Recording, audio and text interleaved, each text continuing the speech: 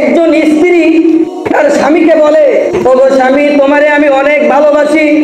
এত ভালোবাসে, এত ভালোবাসে হিসাবের বাইরে। স্বামী একদিন সকালবেলা রিক্সা নিয়ে চলে গেছে রিক্সা চালানোর জন্য। সারাটা দিন রিক্সা চালানোর পরে, অনেক কষ্ট করার পরে কিছু টাকা উপার্জন করে যখন বাসায় আসলো, বাসায় আসার পরে শরীরটা, পুরো শরীর ঘামে জর্জরিত অবস্থায়। রিক্সার এইদিকে একবার স্ত্রী যায়, বলে, ওগো স্বামী, তোমাকে আমি অনেক ভালোবাসি। একবার ডান পাশে যায়, ডান পাশে গিয়ে বলে, ওগো স্বামী, তোমার আমি অনেক ভালোবাসি। আবার রিক্সার বাম দিকে যায়, রিক্সার বাম দিকে যাওয়ার পরে বলে, ওগো স্বামী, তোমার আমি অনেক ভালোবাসি। আবার রিক্সার সামনের দিকে যায়, সামনের দিকে যাওয়ার পরে বলে, ওগো স্বামী, তোমারে আমি অনেক ভালোবাসি, তোমারে আমি অনেক ভালোবাসি।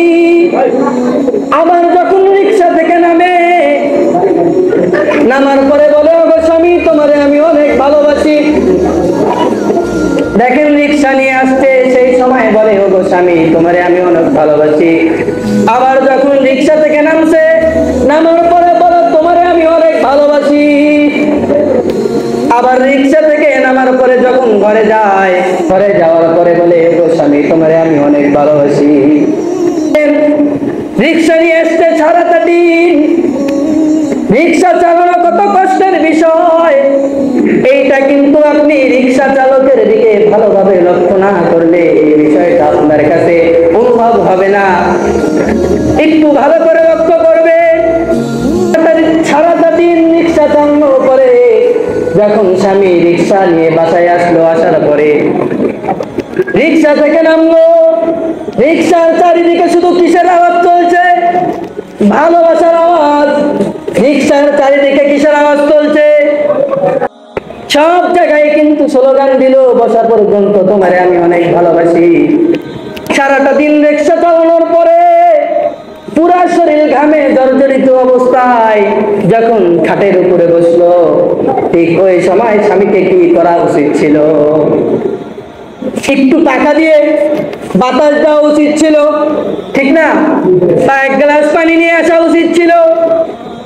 কিন্তু এক গ্লাস পানি না নিয়ে এসে, একটু টাকা দিয়ে বাতাস না দিয়ে চারিদিকে শুধু স্লোগান দেন, ওগো স্বামী, তোমারে আমি কি করি? ভালোবাসি। এতে কি ভালোবাসা প্রকাশ পায়?